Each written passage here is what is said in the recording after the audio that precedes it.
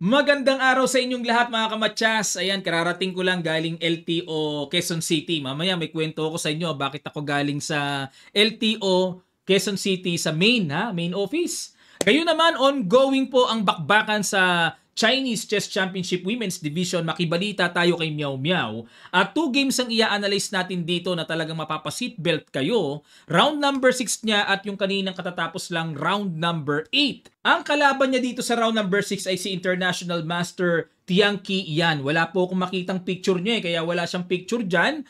At meron tayong sasagutang puzzle, may bagong puzzle, at shoutout tayo. Ang ginawa ni Miao Miao nag D4, Knight F6 si Tianqi, Knight C3. Ayan, nagmamadali si Miao Miao na makontrol niya ang sentro. Dito mapipilitan talagang mag D5 ang black. Kasi kung ang preparasyon ng black dito ay D6 o kaya G6, malulugi black agad dahil may mabilis na paparating na center control. Ang daming paparating dyan na planong maganda sa puti.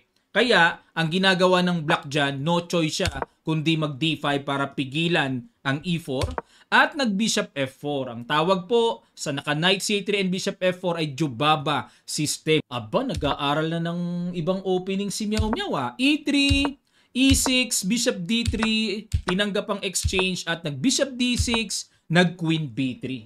Nagparamdam na. Eto na, ang signature ni Miao Miao, yung nanggugulo kagad sa opening pa lang. Atake sa B7 at tinulak lang para hindi makain. Pero dito mga kamatyas, maaaring mapatanong kayo, Coach, ba't hindi kinapture yung bishop? Kasi hindi muna titikman yan. Eto muna yung pawn sa B7 na nakakulong ang tore. Ang gagawin niya, Knight BD7 and E takes F4. Then later on, followed by Knight F3, makukontrol ang E5. Pabor yan sa puti mga kamatyas. Okay, balik tayo. Kaya nag-B6 lang si Tianqi at kumapture na sa D6 and nag-Rook C1 para pressure, may paparating na Knight B5, atakihin ng Queen, atakihin ng C7, pero nag-Queen E7 lang dito. Medyo kakaiba mga kamatyas kasi usually ang approach natin dito, di ba yung napapa A6 para mapigilan yung lundag ng Knight, yan ang para sa akin logical and normal, no? Pero nag-Queen E7 umilag lang, pinapa-Knight B5 talaga.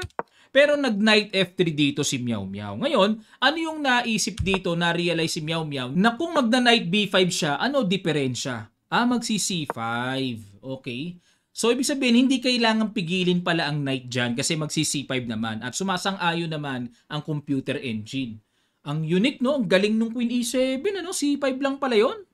Okay, balik tayo. Nag-Knight F3 si Miao Miao at nag-castle, C5 diniretso, kinapture. Kasi kahit papaano, double pawn para maging maayos ang pawn structure.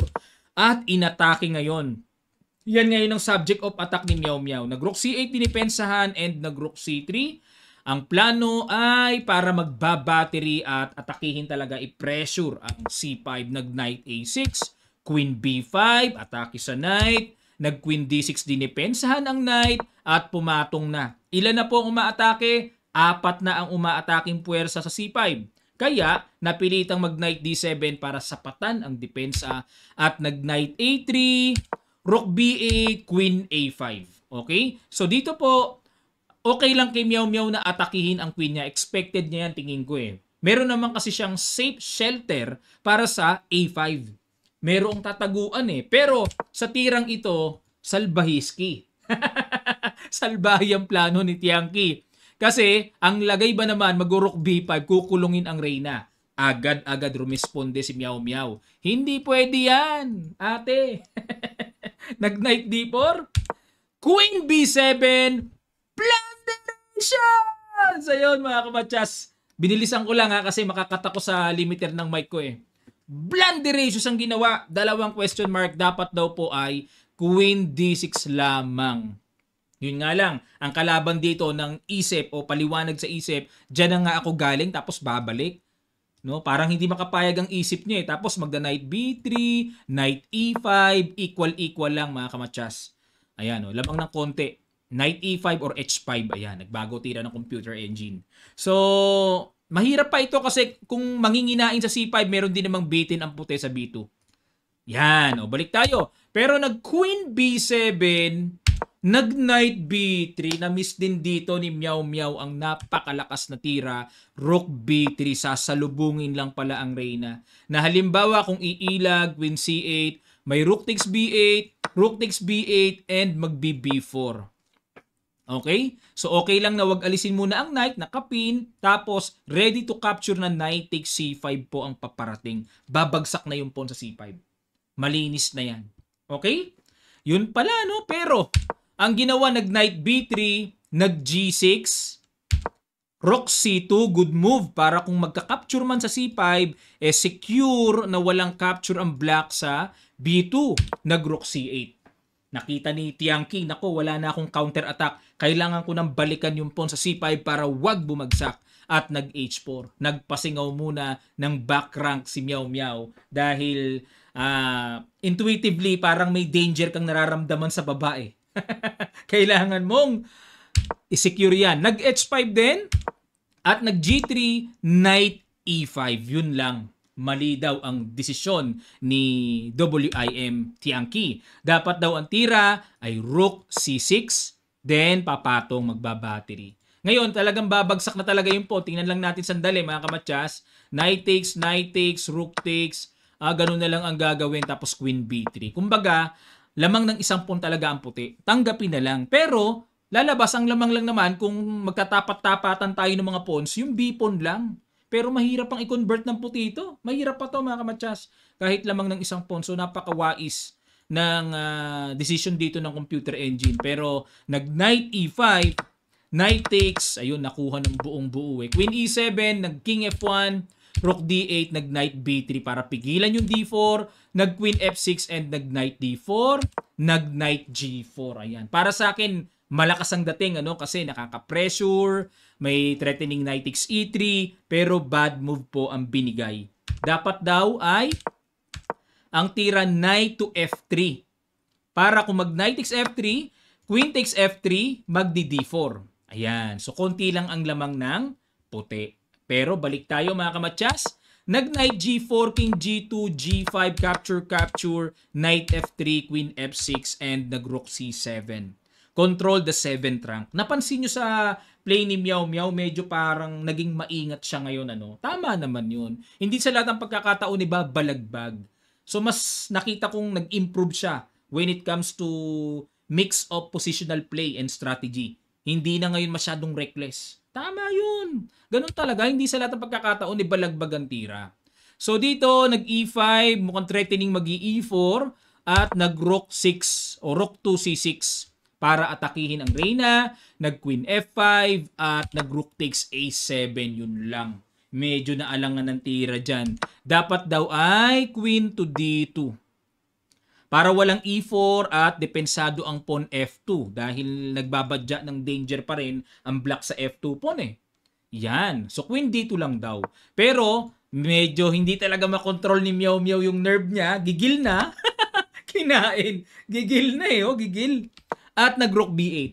So dito naman po ang nakita yata ni Meow Meow, hindi pwedeng capture yung tore niya kasi doon siya kakain sa D8.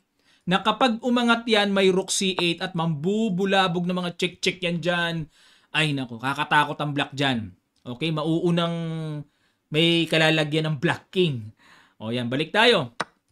So nag-rook B8 dito, queen D2, ayun. Dumipensa din. Yan ang mga hinahanap ko na dapat idagdag ni Meow Meow, yung kunat eh. Nag-rook B3, natake ang D3, rook C3.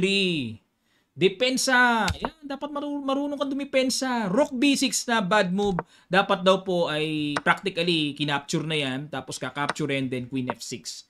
So, yan ang gusto ng computer engine. Pero syempre, sa isip ni WIM Tiangki, grabe. Lamang ka na nga ng material pawn eh.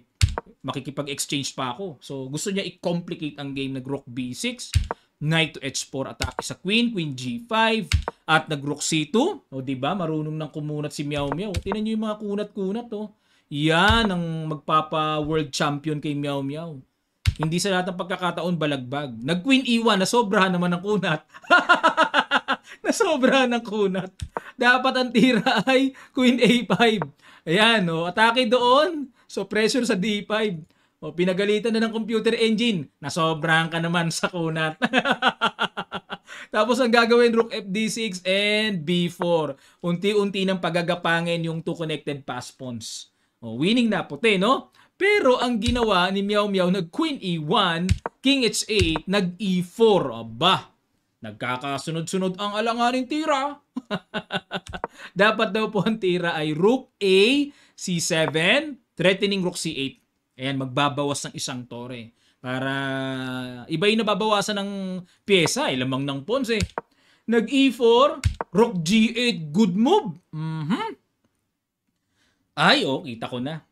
Kitang-kita yung balak, no? May threatening Knight takes F2, mga kamatsas. Tapos, hahataw ng Queen takes G3. Delikading, ha? Nakita ni Meow Meow. Agad siyang rumesponde. Nag-Knight to F5. Nag-D4. Yun lang. Ang ganda na sana. Bakit kaya nag-D4? Hindi naman pwedeng capturein yung pawn anytime may bitin sa knight eh.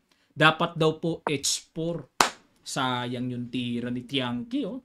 H4 ang makakapagpapagpag sa position dito ni Meow Meow. H4. Baka nga may mga sacrifice pa mamaya. Timing lang eh. Sabi mga check eh, di ba? Pero timing lang. So yan lang daw, oh. Lamang pa rin ang puti pero syempre may pressure na karga ang tira na yan. Balik tayo sa D4. Rook C7, napansin din, nahabol ni Meow Meow. H4, nako, late na. Late na. May pangbawas na eh. Ayun, chumik nga, no? Pero bad move, dapat daw po kinapture na lang ang tore. Pero diretso na tayo, nag-H3. King takes H3, check. King, G2, check. Mukhang nakakatakot ah. May mga kalikalikot ah. Nag-Queen H5. Ayan. Ito naman ang plano ni Tiangki na expected niya kasi tatakas na si Meow Meow. Pag nakatakas yan, wala na siyang natitirang mga panggu-panggulo pa. Diba? Kailangan niya nga i-complicate ang position dahil losing nga siya eh. Kaya, kasi kung check naman dito, aangat lang. Walang future po yung check eh. Tutulungan lang makatago yung king eh. Kaya ginawa, nag-Queen H5. So tuloy tayo, nag-King G2 check ulit. Uy, sa isip ni Tiangki, makikipagtabla to, nape-pressure na. 2 minutes na lang sa kanya mahigit. Marami pang oras yung black, ano? Baka sa ikinaakala niya nape-pressure na si Meow Meow kaya mukhang papayag ng tabla. Pero pag tira po ng Queen B4, yun lang. Yun laing. Bad move ulit. Dapat daw po A4. Ganun na pala. Wala palang kahit chumik pala dyan, magkiking G2 lang, ano? Ito naman tore, anytime pwede nang ma-exchange yan eh. Pagka ganyan, halimbawa mag knight F3, may queen F1 lang. So, wala pa rin check. Capturein lang ang knight. Medyo nakakatakot lang parang, hindi. Kasi pag kinapture to, wala eh. Mawawala na yung tore na nagpipin eh. Yan ang accurate mga kamatsas. Pero, ayun, ang ginawa ni Meow Meow, nag-Queen B4. Pero alam nyo ba, may binabalak na salbahiski yan. Nag-Queen H1 check, King E2, nag-Knight H2. Sa kagustuhang makagulo-gulo ng mga check-check, ayun, kinapture, capture, at dito mga kamatsas, sige po, another puzzle. Ano ang huling bitaw ni Meow Meow sa ayaw at sa gusto ni Tiangki? Nag-resign na siya. Sa ilang sandali lang, tutuloy kagad natin. Start.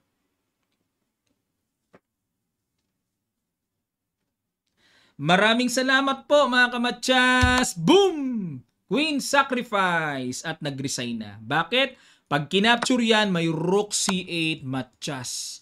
Walang pwedeng angatan, may Guardiang Knight.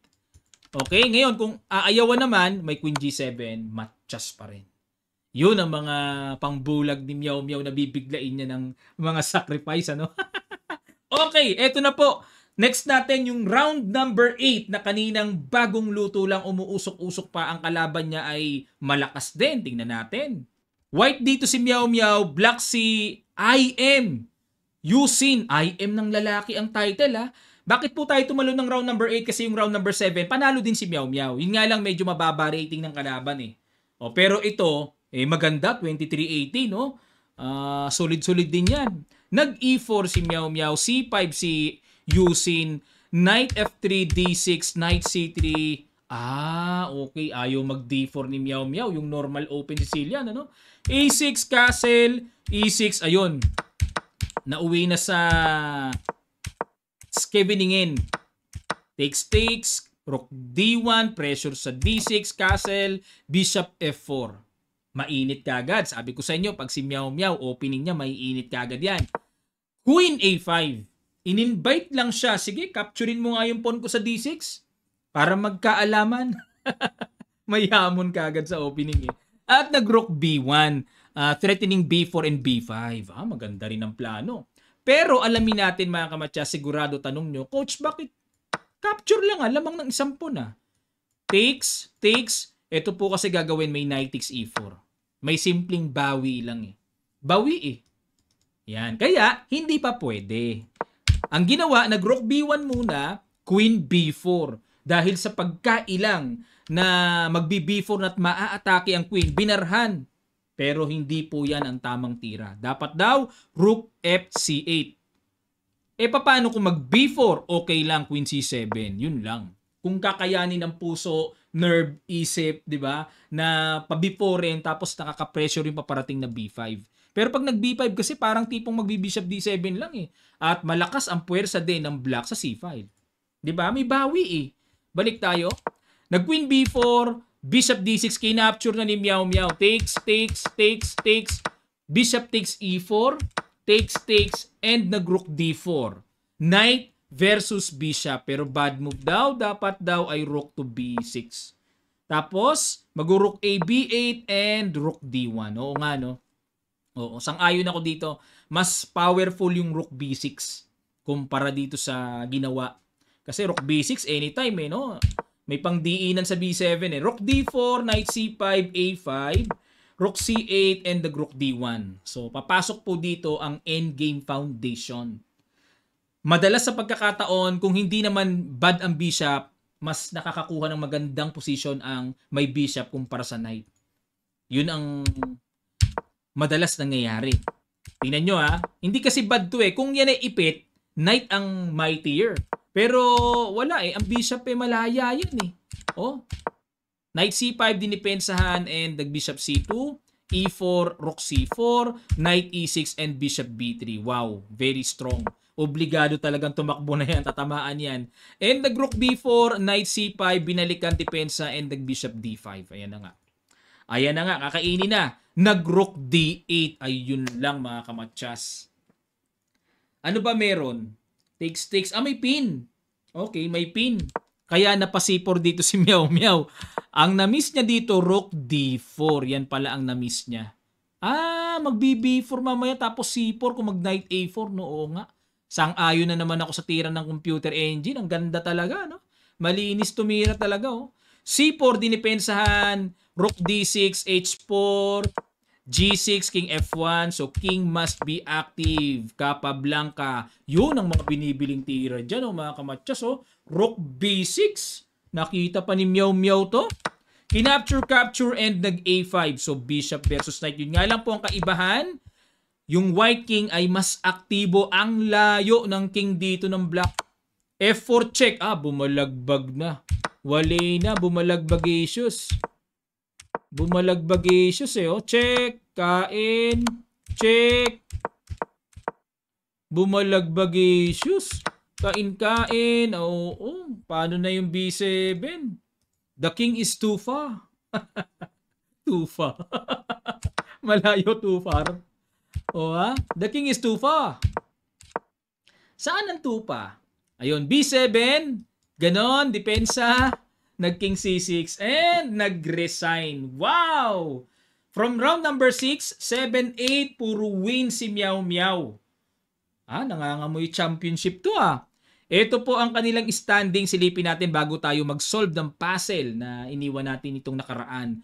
Ayun! Nangunguna na si Meow Meow! Leading na siya. Siya yata magiging youngest national champion ng China pag nagkataon. Pumapangalawa si Ni Shigun. Tabla po sila niyan, yung pangalawa na yan. 7 points. Tiangki. Yan. So, etc. Mahirap bigkasin ng mga pangalan. Pakita ko na lang sa inyo. Ayan, pakita ko na lang sa inyo mga kamatsas. Ayun, hindi ko pala ma-move pababa, I-adjust ko kasi nilakihan ko po para mabasa nyo. Pero ganun pa man, si Meow Meow po ay number 1 out of 12 players. And 11 rounds ito 9, 10, 11. So 3 rounds to go. Okay, balik tayo mga kamatyas. Ating sagutin na yung puzzle na iniwan natin sa bakbakan nila Wesley So and Sarana. Medyo malungkot nga lang kasi talo si Wesley kay Sarana, no? Ayan. So, dito po, it's white to play. Ano ang pinakamagandang gawin? Rook takes F7. Siyempre, para mawala na yung balakid na humaharang sa coming promotion ng pawn. So, dito nag-king D8. Bakit po? Kasi, halimbawa kung aalisin lang ang tore, halimbawa rook B1, mag-rook A7 lang. At kung ipopromote yan, okay lang. Kakapturing yan, hindi na mahahabol pa ang pawn. Walang chance mahabol. Pag chumek, tago lang, magkukwin pa rin. Talo ang black mga kamatyas. Okay? Kaya, balik tayo dito. Nag-king D8 dito para yung pawn ay masalo naman ng king. Maagapan na wag makapromote ng queen. Pero may check. Rook A8 para hindi naman makagalaw ang tore. King E6 and Rook A7. Na ang idea dito, mag-F7 na. So ano gagawin dito? 'Di ba? Obligado, bibitaw na yung tore. Pero pagka bumitaw yan, check F7, kahit kainin na lang yan, mga kamatyas, okay na eh. Winning na dito ang puti. Pag chumek dito, king G3 lang. So, etc. Tapos ang tore, babalik dun mamaya, atake sa H7 or may check, etc. So, winning for white. Okay. At habang nag-shoutout ako, dami ring nakasagot dito ha. Ito po ang bagong puzzle na iiwan natin sa video na ito. Yan. Black to play ito pag ganun ang pawn ha. Quality down ang exchange dito. Lamang ang puti sa material pero sa position, hindi natin masasabi. So, black to play, find the excellent way na magkakaroon talaga ng napakagandang outcome ang black dito. Okay? Yan. Shout out kina Shell Heda. Yan, Ma'am Shell. Kanina na-meet ko, lady guard siya sa LTO main, Quezon City. Nahuli kasi ako kaya obligadong doon pala tutubusin. Grabacious, akala ko parang taga Laguna lang or Santa Rosa lang yun ang huli. LTO main, wala nang pag-asa. Kumbaga sa chess, sugswang talaga. Nakikipag-areglo nga ako dahil si Queen Kwangkong yung walang seatbelt Ako naka-seatbelt naman kahit na daw. Dapat si Queen Kwangkong, si Mrs. naka-seatbelt. Pambihiris kayo. Nakikipag-areglo ko. Pero bilib ako sa officer na nang huli, hindi nakipag-areglo. Ganun dapat talaga, no? At lesson sa amin yon, dapat at all times mag-seatbelt ka. Pati yung kasama mo, mag-seatbelt para hindi mahuli. Isa lang ang tinanggi sa amin Sir, may camera. Nakaabang ba naman sa toll gate di ba may mga camera yon? Kung sakasakaling papalag, ipapa-replay lang yon. Ako, lalong lalala ang kaso. Okay mga kamatyas. Okay, at shoutout din kina Jerome Santiago, Arturo Santa Rosa, Chris Apter, Larry Varias, Happy, Urban Gypsy, Rogelito Aquino, Munib Sali, Aladdin Jacob, and Anman Jacob. Ayan, thank you po sa inyong lahat. Congrats sa mga nakakuha ng tamang sagot. Okay, so tuloy-tuloy lang po kayo sa pag-solve ng puzzles natin. So meron tayong raffle sa May 30 ha. Titingnan ko kung idadamay ko na yung lahat ng nagko-comments and lahat ng nag-share ng ating video sa Facebook and YouTube, sasama natin sa raffle. At meron akong sorpresa sa inyo sa maswerteng mabubunot. May mga pa-premyo tayo Kaya gawin nyo, mag-comment kayo, i-share nyo yung videos natin.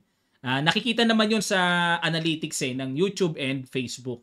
So pag nag-share kayo mga kamatyas, nag-comment kayo ng inyong natutunan and anything, mag-comment po kayo ng positive huwag kayong mang-away, kasama na kayo sa raffle na gagawin natin.